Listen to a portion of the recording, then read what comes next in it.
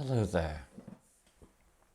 Many of us were brought up by parents or caregivers who were, quite frankly, very wounded themselves, to such an extent that we might genuinely feel that the people that brought us up weren't adults at all. They were just children and very dysfunctional and a bit of a mess, really.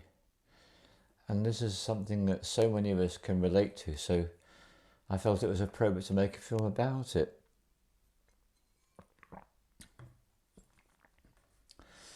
The first thing is that it is so helpful to become aware of the fact that we are carrying effectively wounded children within ourselves, that we experienced things as children that affects us so severely and profoundly that the situation we find ourselves is unresolved. We're carrying unresolved wounds that have never been fully addressed. And one of the first things to do is to do whatever you feel is appropriate to help you to uncover what part of your childhood was most particularly affected by these wounds. So when I did my own inner work, it was really clear. It was age 10 and 11. That's where I felt my greatest wounding was as a child. Some people it's much younger. It might be 2 or 3 or even younger still. Some people it might be a baby. Some people it might be a teen. Having a conversation with someone yesterday, it was definitely a teen that where the greatest wounding was. So once you get an idea of approximately whereabouts in your childhood you felt that wound, that's a really big step to have taken. And just literally casting your awareness back to powerful memories, or in other people's cases, certainly it's true for myself, it was casting my awareness to where the greatest gaps were. Where was it I just didn't really have any memories? That was what was my clue. So when you have this awareness, and it might not just be one point, it might be more than one point, that's perfectly possible too. What I invite you to do is to take up the next stage. So the first stage is becoming aware. Now we're on to stage 2. Stage 2 is having recognized. So in my case, it's age, this boy, 10, 11, yeah, you went through hell. So what I'd been doing up until this point, I'd been ignoring him completely and trying to pretend that I was fine, of course, which isn't true. So now I'm aware, I began a conversation with him. And this for me happened in a very auspicious location because I was in a problematical relationship, and the person I was in the relationship was very much struggling with their inner child as well.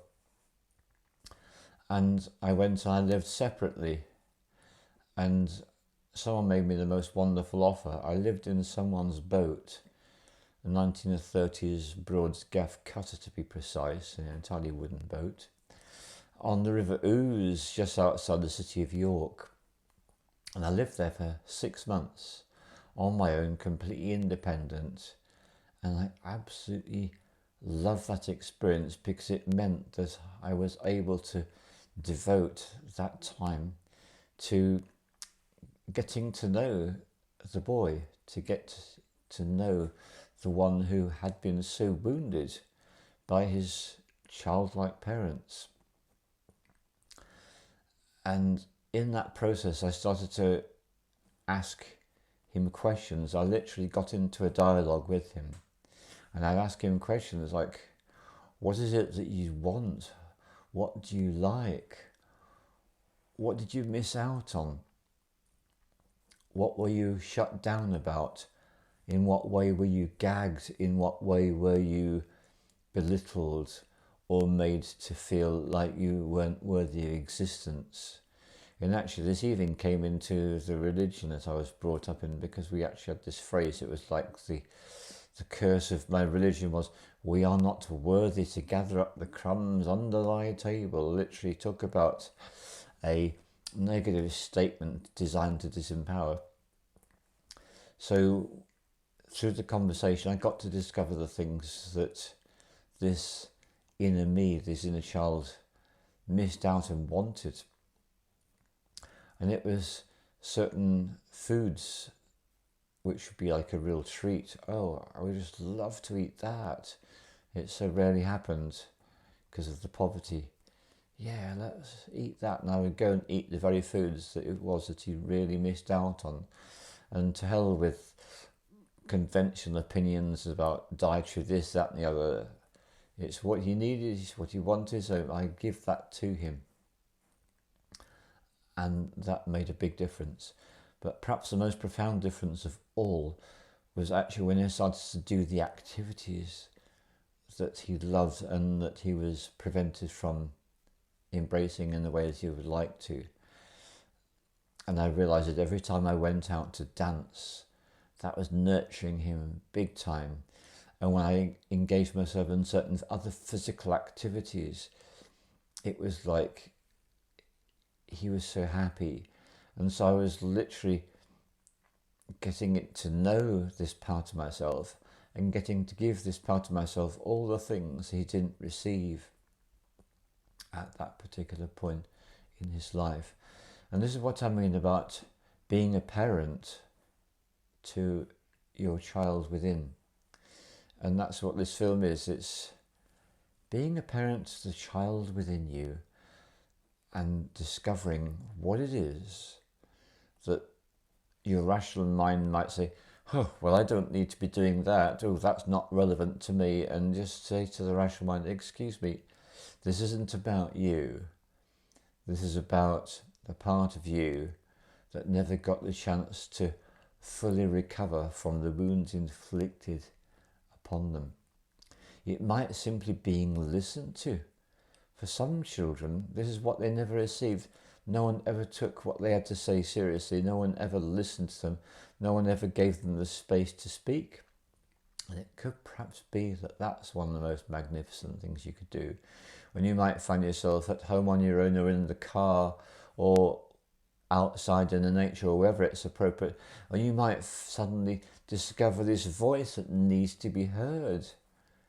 And by speaking out your truth, how you feel in that moment, that could be an amazing thing. For others, it might be they were prevented from listening to the music they always wanted to listen to. And just to be able to pick out their favourite tunes from when they were a lot younger and crank them up and blast them out. That could be a really powerful thing to do. For others, it might be they always wanted to wear certain clothes.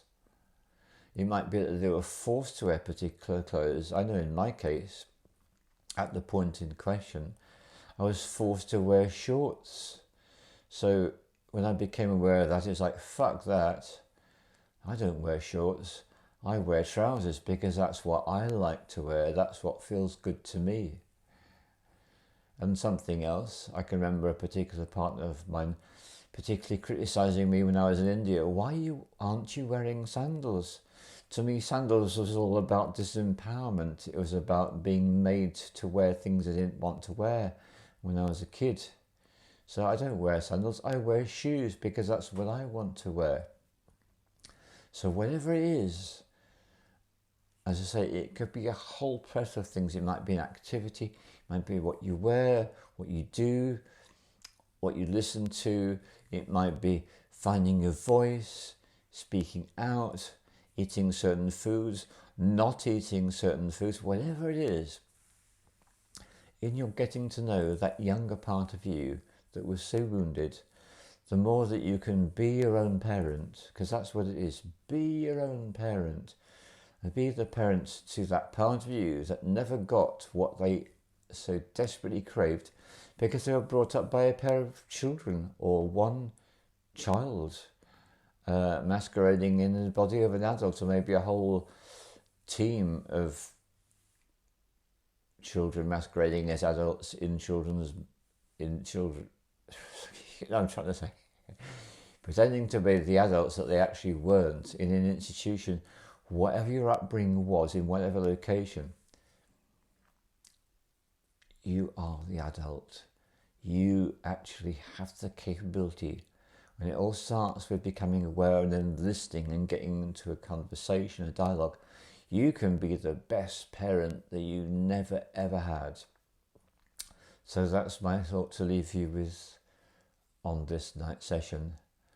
All the love to you, and may you give yourself the love that you know you deserve, that perhaps you never had when you were much, much younger. All the love to you.